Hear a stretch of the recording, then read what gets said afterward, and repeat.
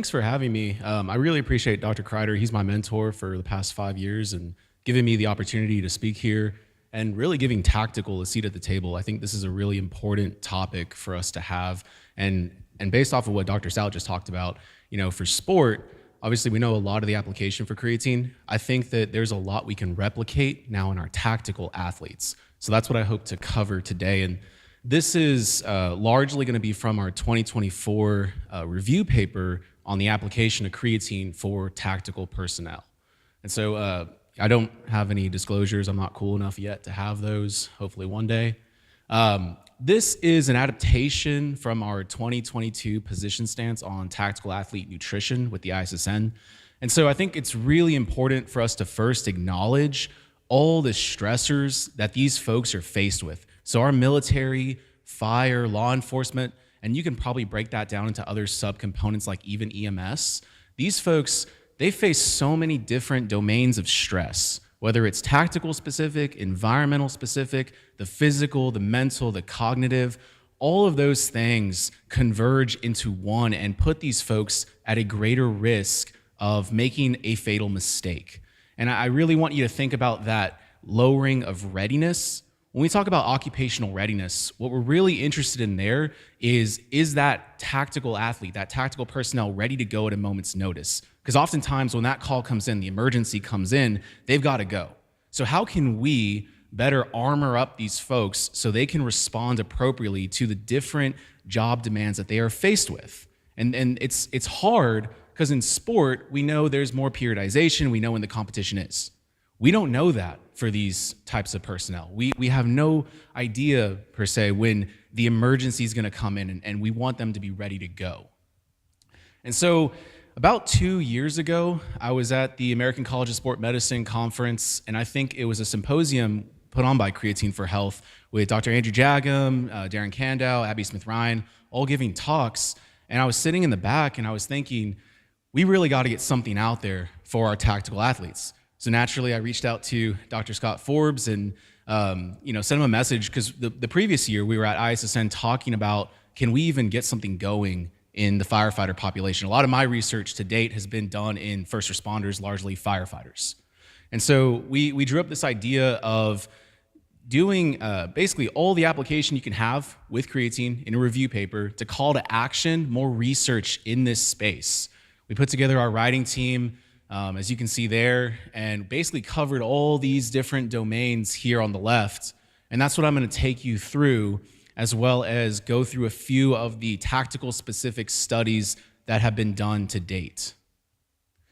And so obviously we just heard from Dr. Stout on all the applications related to sport and how creatine is super useful, whether it's the short-term or long-term use. We know that this is a wonderful ergogenic aid, probably the best and most well-studied ergogenic aid to date. And so a lot of those things that we just talked about, the improvements in power, strength, sprint ability, even the graphic that was shown from Dr. Scott Forbes' 2023 paper on the different zones of exercise intensity. You think about your tactical athlete for a sec. Zone 3, zone 4 on that figure that was just shown a few minutes ago, that's probably where these folks lie when they're responding to the different emergencies they're faced with. And so you can start to probably piece together how creatine could be leveraged from that ergogenic standpoint. It makes a lot of sense to leverage this nutrient in these populations. And so I think these are just some of the main highlights that we had in our paper that show, there is a lot of application. If we can get these folks to exercise, that's one big approach, but then, complement that with creatine use, they're going to get the best bang for their buck, we think, and that could hopefully translate to better occupational performance. So there are some studies that I'll cover. We do see improvements in the exercise performance side of it in tactical specific populations. We want to see how that translates to the occupational side, and I'll talk about that here in a little bit too. And then this on the right is just a graphic that we kind of produced. It's on some of our posters here at the conference, and it really just kind of dives into what the protocol is to follow. I mean, you can go with your loading dose. I think that's definitely necessary in these populations. We want to treat them similar to athletes, so it's good to get them saturated with creatine really quick and then have them maintain with the 5 grams there forward. And there's really, Dr. Kreider's going to have a really great topic on the safety of creatine, but we definitely know that this is a safe nutrient. These folks can benefit from it. Oh no. There we go. So first off, with body composition, and I have a later slide that also highlights the prevalence of overweightness and obesity in these tactical populations. But this is really important. And if we can improve lean mass within these folks, make them stronger, kind of think to your firefighter and the calendar kind of firefighter that are really lean and strong. If we can get more of those folks, those tactical folks that can then express higher levels of strength, power when they're responding, that's going to be a really great thing. So I think that that's definitely a really important finding for us. If we can couple creatine with resistance training and leverage these benefits together, we can get these folks to be expressing higher lean mass. The bone side of it, and I thought Dr. Kandow's talk was really great on this side when he was highlighting some of these benefits from the elderly population. But thinking about in these tactical populations, musculoskeletal injuries is one of the biggest risks with these populations. Slip, trips, and falls within military, within fire, load carriage requirements. I mean, they're donning really heavy personal protective equipment, and that is quite challenging. And couple that with, like I said in a sec, I'm going to talk about some of the overweightness and obesity side of it, but couple that with that extra load that is being carried. So these folks have kind of a lot of different things they have to factor in. If we can influence potentially their bone strength with creatine, that would be really, really great. And so I think that's one of the avenues that's wide open for us to dive into. There's definitely some great things that we can glean from the work that Dr. Kandow's doing and those review papers highlighting this. And so I do want to highlight that there. That's definitely an important aspect of what we can look into. So like I was saying, overweightness, obesity, these are really major issues in these tactical personnel. And they all kind of converge into this idea of cardiometabolic disease, and cardiovascular disease is really, really high among our first responder personnel. I think the trends are kind of starting to show there too for the military side. But this top right graphic, I took all the annual fatality reports for fire, and what you see is stress and overexertion is really high in these populations. That makes sense, right? They respond to some pretty nasty stuff. But that relates to the high risk of having a heart attack on duty or a significant cardiovascular event on duty. And oftentimes it's not always in the response, but it's 30 minutes, an hour, or later on after the response where these folks face these significant cardiovascular events. This graphic in the bottom right corner is from a really, really interesting paper back in 2013 on cardiovascular reactivity and stress. And so for those interested in reading this, this basically just summarizes a lot of what our research group's central hypothesis is that if we can intervene in the oxidative stress area, the physiological stress area, inflammation, we might be more upstream with impacting some of the downstream effects that relate to increased risk of cardiovascular disease. And so I'll have a next slide on that in a bit that'll show some of that. But you can also see how obesity, physical activity, all those things converge into one. So kind of like I said at the start, there are a number of stressors and things that play into this for these populations. And the physical activity side, really the physical inactivity side, sorry about that. These folks become more sedentary over the course of their career. And so that's something that if we can get them to, again, exercise and maybe have a synergistic effect with creatine, that would be really beneficial. And so you're going to hear me kind of say that same kind of concept here quite often. Now, in the 2022 Tactical Athlete Position Stance, we highlight that they do have poor dietary habits. There is probably some dietary supplement use with these populations, but it's still something that we're trying to better figure out. And then how do we get these folks to adhere to these types of strategies, which I'll share a little bit more about that in a later slide. This cardiovascular perspective is, I think, really, really important for us to note. If there is a way that we can lower the objective levels of stress, oxidative stress, and inflammation that these folks experience related to their job, that would be a really important thing. And thinking back to the previous slide that I showed, where those are some more of the upstream kind of factors that play into cardiometabolic disease risk. And so I think, Dr. Holly Clark and Rob Hickner, their group is doing really phenomenal work in this particular space related to vascular health and cardiovascular disease risk. And these are just some of the benefits that we are starting to see. There's definitely the antioxidant, anti-inflammatory properties of creatine that could be leveraged. I think that's really interesting. We've done some stuff with, astaxanthin, an anti-inflammatory antioxidant with fire, and we have some interesting data there. I think we can replicate that with creatine and see, well, you're getting the performance benefit, right? Could you also be getting some of this anti-inflammatory antioxidant benefit around responding to these emergencies? And that'd be really cool if we can see that dual kind of benefit for these folks. The lowering of the bad cholesterol or total cholesterol, things like that.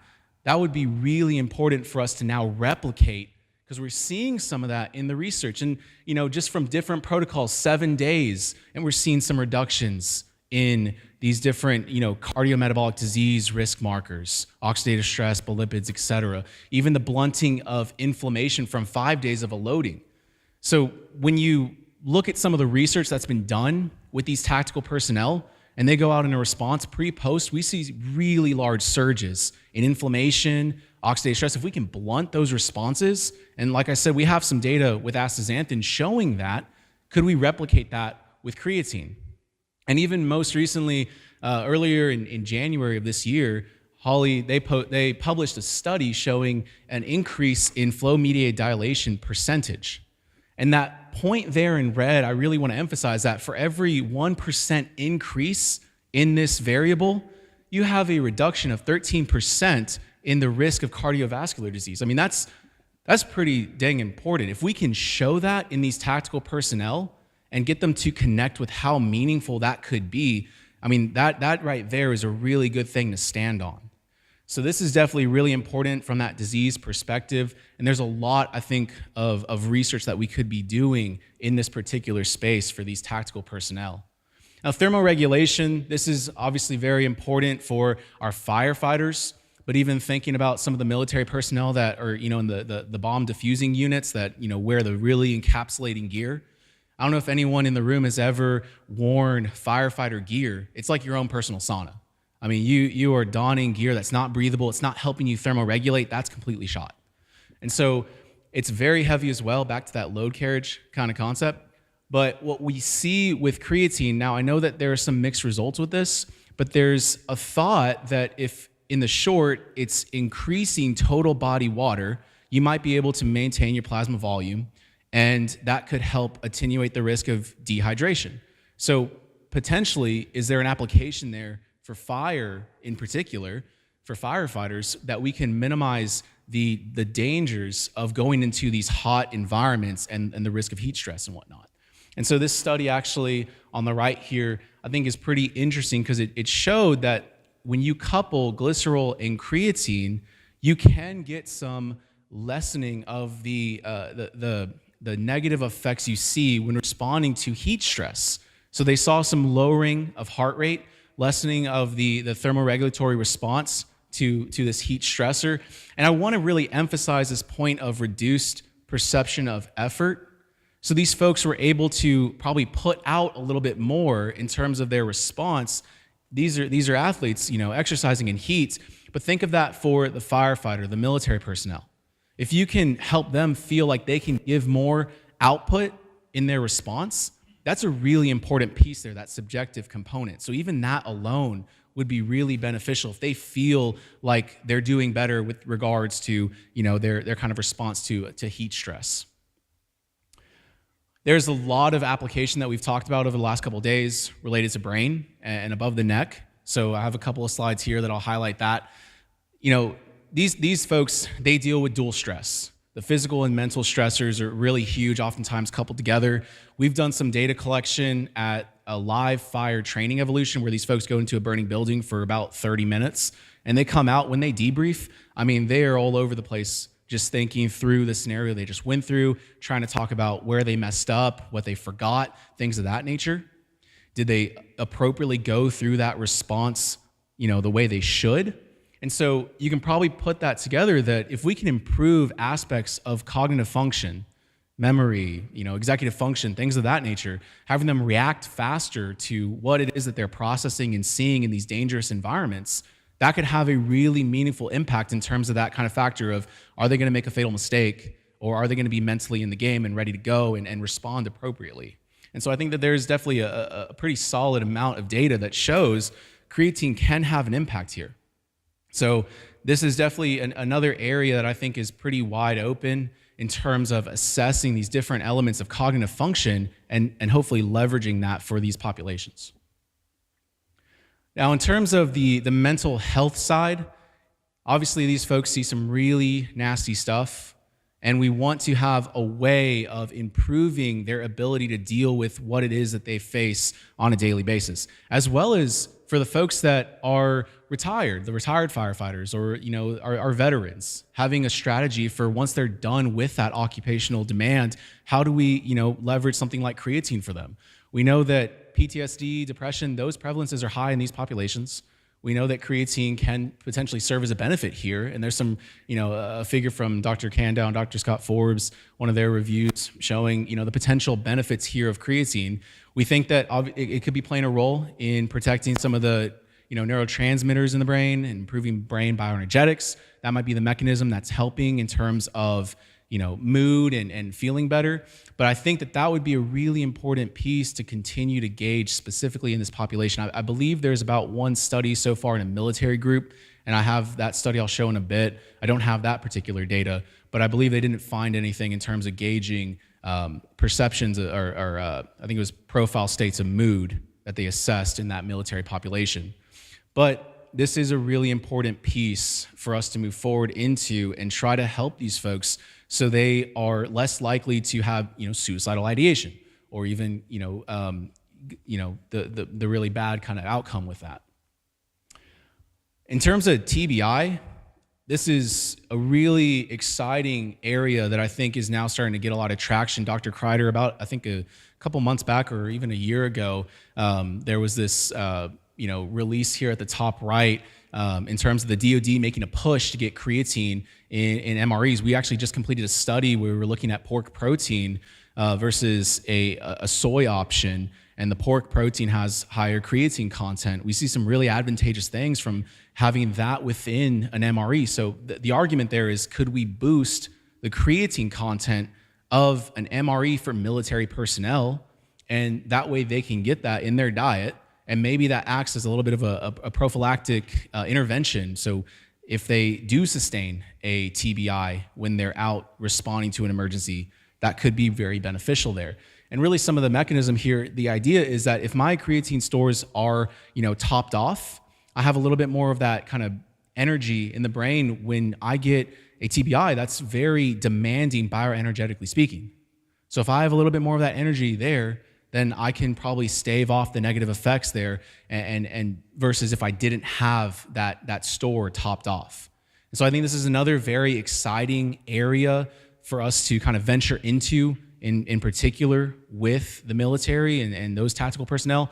Even a colleague of mine, Annette Zapp, who's one of our co-authors on this paper, we've been talking about the applications there for fire because they also sustain, head injuries in their profession. And so how can we intervene there? This might be a really great way for us to start.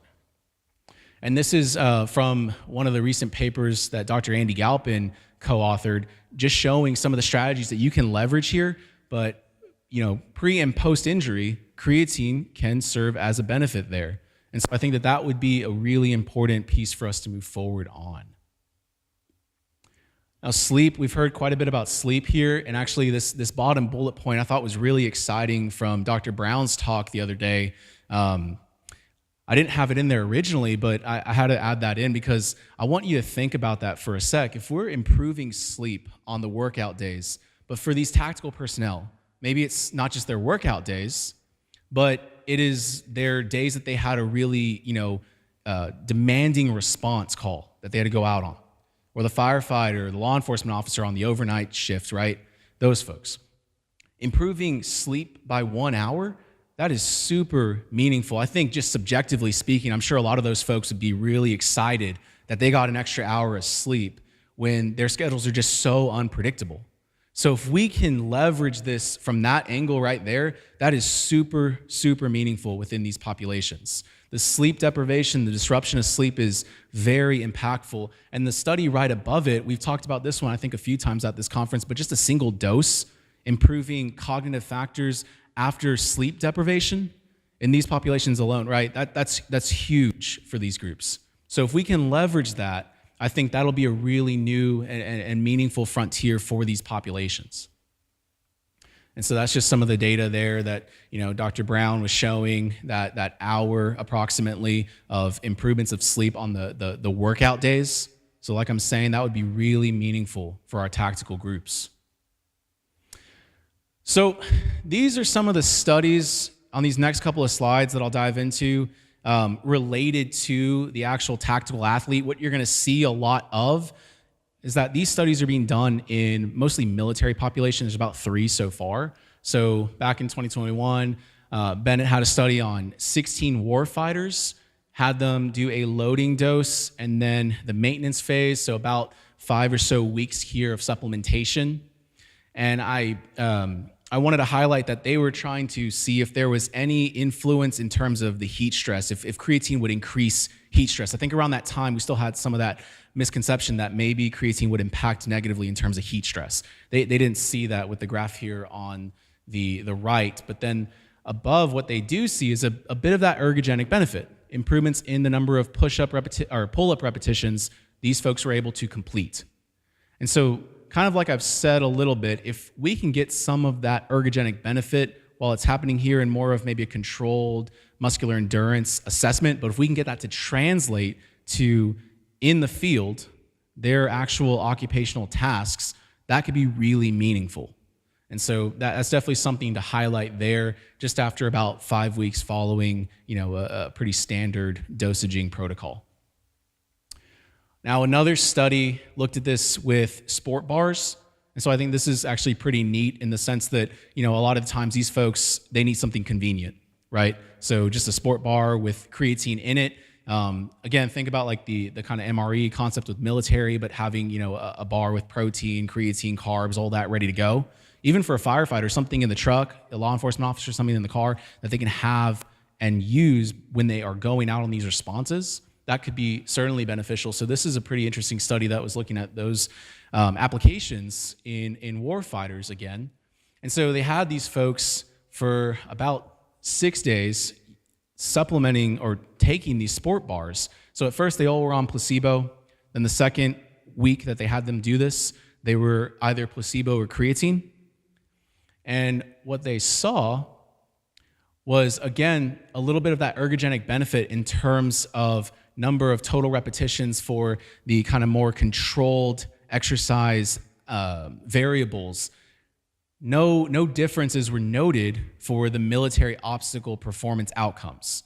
I do think that's kind of a similar thing that we do see with some of these so far, is that in terms of the actual occupation-specific stuff, with respect to the military, we're not seeing these ergogenic outcomes on their actual occupational tasks, but still seeing some benefit there in terms of their exercise performance, which I think may still have that application. So the last study in the military here, they looked at 32 military police, had a loading protocol and a maintenance protocol, right? And then they coupled it with training. And in this particular study, they didn't see any differences with the supplement groups. So again, no change there, no ergogenic benefit from the creatine on the military occupational course that they had. And they really attributed this, they discussed it in their paper, to a lack of motivation or lack of effort from these folks.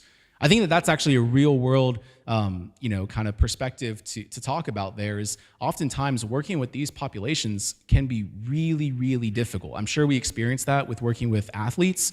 These folks, sometimes it's just cranked up a ton in terms of how difficult it is to work with them.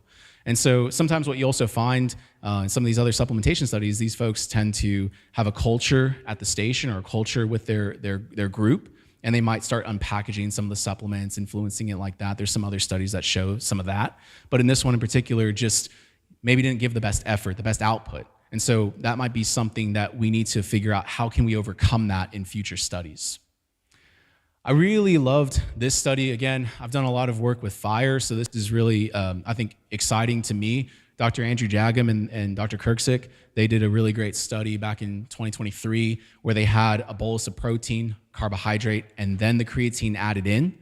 And so among firefighters, having that regimen for about 4 weeks, what they found were clinically significant improvements in the time to completion of key firefighter tasks, a rescue victim dummy drag or a forcible entry. So a firefighter trying to break through a door and get in to go through a search and rescue, doing that quicker, that could be the means of life and death. That's really important right there. I know, 2 seconds, that might seem pretty minimal, but that is clinically meaningful, that finding. These are percent change differences.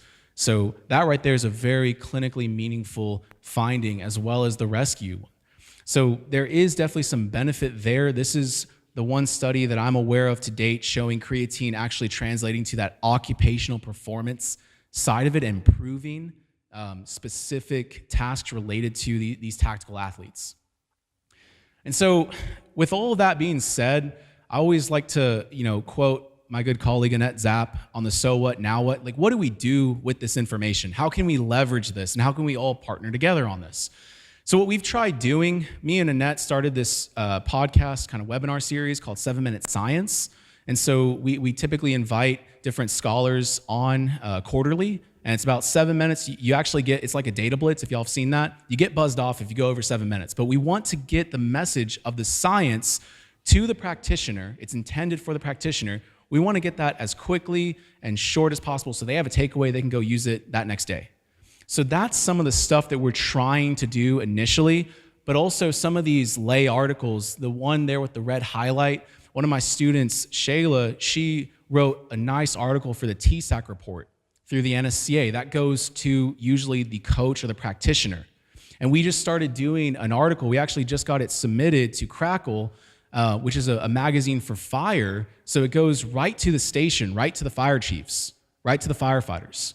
We need translation of the science to these folks so they have it right there readily available, and it can hopefully start to impact not just the firefighter, but when I talked about adherence earlier, what if then, the wives or the husbands of that tactical athlete start to see it and start to, kind of resonate with the message of the science, how creatine could be beneficial? Then you get the whole family and more of an approach that's probably going to have better adherence than if not, right?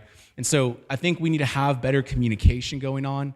And right now we're trying to gear up to do a bigger kind of initiative with our firefighters. So out at Texas A&M in College Station, we have access to a fire school where they can do a whole host of live fire response kind of scenarios.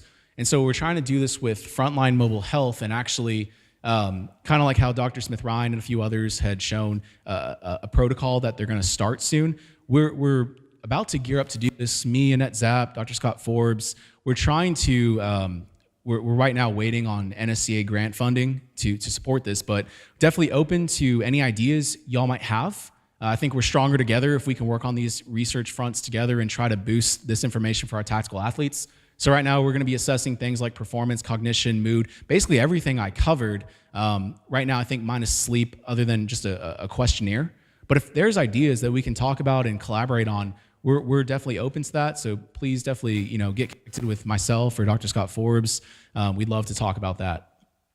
And with that, I'd like to say thank you guys for listening. And again, giving Tactical a seat at the table is really, really great. So thanks.